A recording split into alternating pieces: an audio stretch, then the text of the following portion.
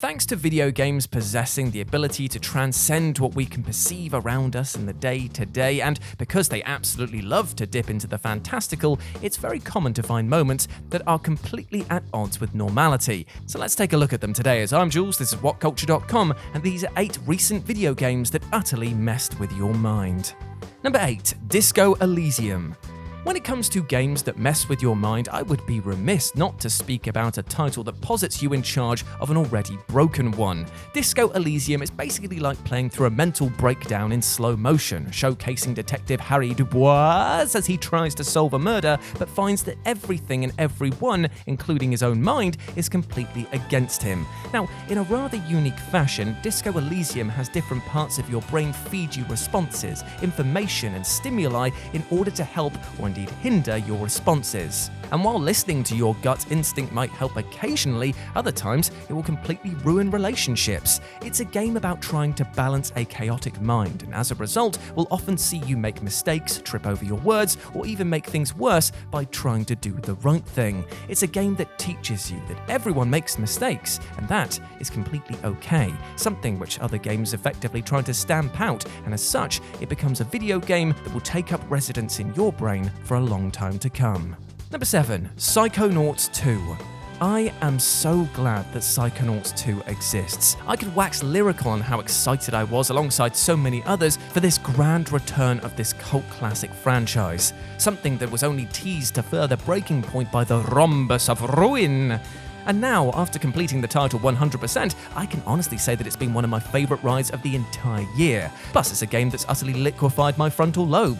You might expect a game centered on so much brain-based platforming to take a few unexpected twists and turns here and there, but nothing will prepare you for the psychedelic rush of a level that is set inside a mind experiencing senses for the first time in decades, or set on a tropical islands that speak of a mind sent into isolation due to its dark past. Everything is animated and crafted with care and love. And as a result, you'll feel completely bowled over when concepts like space, time, and gravity are upended frequently. It's also a title that doesn't flat out tell players why things are the way they are, choosing instead to infer a lot of the mental turmoil through level design. This makes for one of the most pleasant deep dives into the mind that I've ever experienced. Number 6. Control.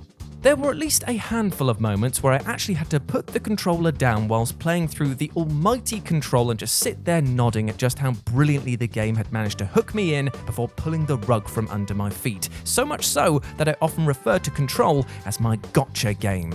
No matter where you turn, there are moments that will utterly mess with your mind, from the mind-melting layout of the facility itself to the obtuse way that it handles its plot points, or the utterly insane teases, tricks, and warps to our perceived reality that will leave you scrambling for a moment of normality. Control is a game designed to push you to the brink and beyond. It's lucky then that the game is an utter joy to play, mixing in shooting gallery segments with incredibly tactile superpowers, meaning that whether the game is breaking your brain or forcing you through firefights, it is never, ever dull. Plus, that fake-out ending? Absolute brain-bending chef kiss, my friend. Number 5. Returnal.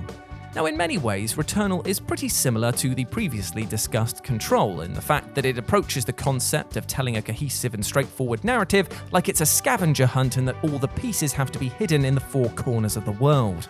Now, on paper, if you broke down the story beats, I'm sure that you could make sense of Returnal's plot, but when you're experiencing these events firsthand alongside the outstanding sci-fi shooter action, you will not be able to make head nor tails of it. It's so utterly jarring to be facing down a hellspawn 1 minute and then approaching a watery lake with a car in it the other.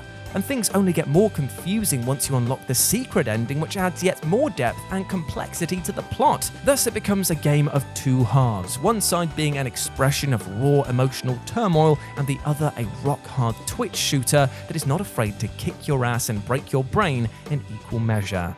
Number 4. The Sinking City.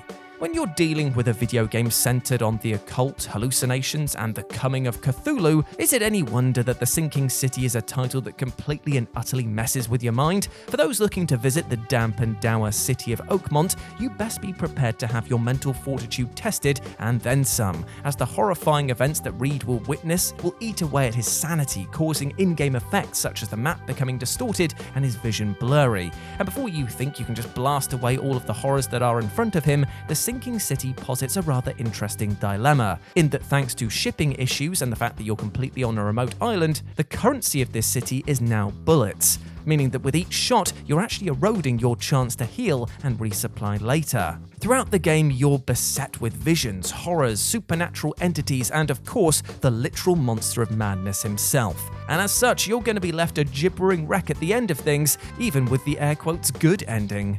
Number 3, PHASMOPHOBIA.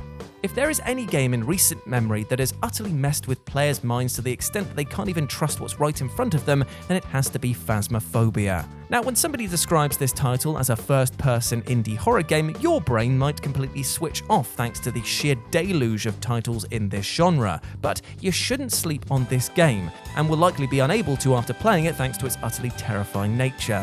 Where PHASMOPHOBIA differs from other low-budget shock and schlock titles is that it's an experience that is at once meticulous and indeed very personal. As a team of paranormal researchers, it's your job to investigate spooky sites and track down ghosts with different scientific instruments. Using cameras, radios, thermometers, and the like, you'll explore every inch of the map, testing and checking your notes with your team.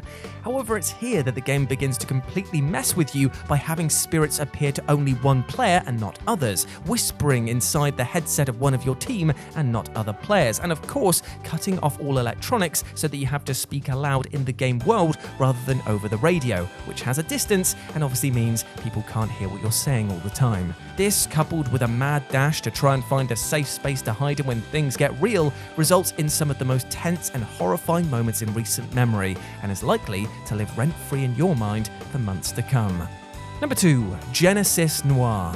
Genesis Noir is quite possibly the hardest game to define. It's at once a crime thriller, point-and-click adventure, love story, and also jazz-infused retelling about the creation of the universe itself. And yet, despite looking like its identity would be a kaleidoscope of chaos, Genesis Noir comes out the other side looking as smooth as its visuals suggest.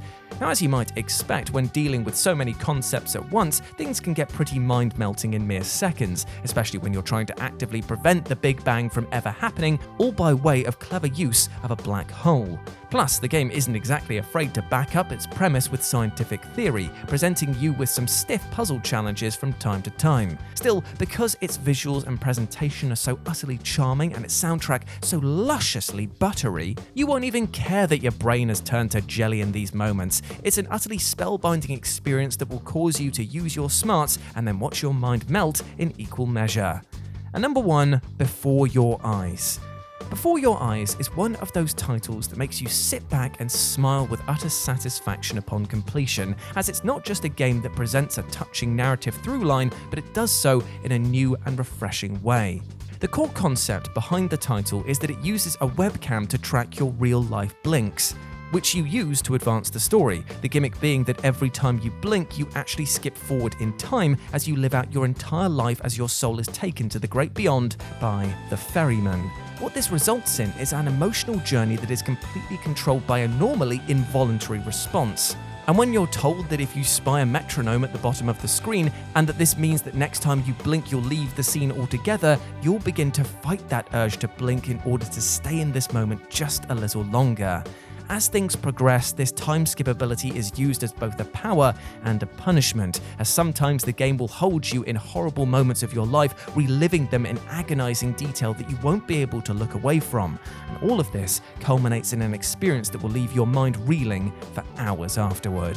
And there we go, my friends. Those were 8 recent video games that utterly messed with your mind. I hope that you enjoyed that, and please let me know what you thought about it down in the comments section below. As always, I've been Jules. You can go follow me over on Twitter at RetroJ or at Live and Let's Dice, where I do all of my streaming outside of work and Warhammer Battle reports, and it'd be great to see you over there. But before I go, I just want to say one thing. Hope you're treating yourself well, my friend. We detailed today a lot about video games that messed with your mind, but at the end of the day, I don't want you to sit around messing with your own brain, alright? You need to treat yourself with love and respect, because you deserve those things, and do not let anything or anyone else tell you otherwise, alright? You're a massive ledge, and I want you to go out there and absolutely smash your life goals today. You can do this because I believe in you.